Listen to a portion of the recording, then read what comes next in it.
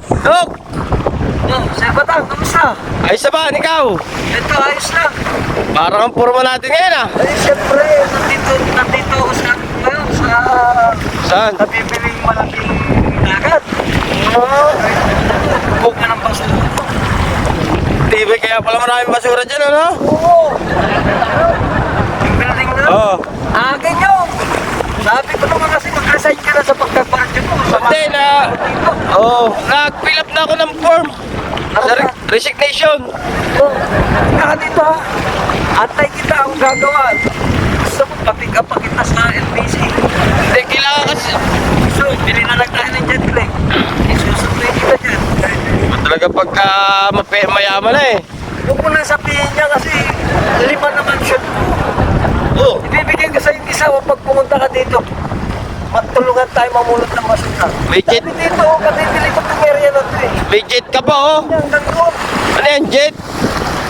Yan oh. Yate ko yan. Ay, ate. Oo. Oo. Pinapagawa ko pa nga yan eh. Kaya ko pa yan.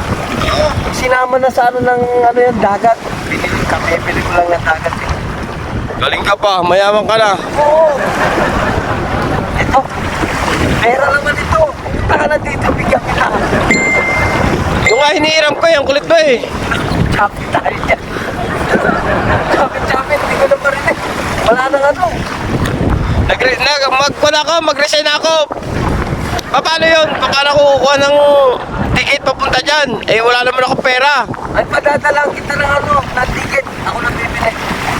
Ako lang bibili, padala mo na lang yung pera. Ako nang bibili. Ako nang bibili. Talaga pag mayaman oh. Siyempre, ito tayo eh. Mayaman tayo. Ano? Bakit parang walang mga tao dyan ngayon? Bibili ko, pinalayos ko lahat ng mga tao dito. Oo. Talaga pagka mayaman oh. Ulo ka ng building oh. Ayan, bibili ko lang ticket. Punta ka na dito. Sama mo ko. Oo. Sige, punta na ako dyan. Oo. Ha? Oh, buti nandito ka na. Ang bilis ah. Bilis ka.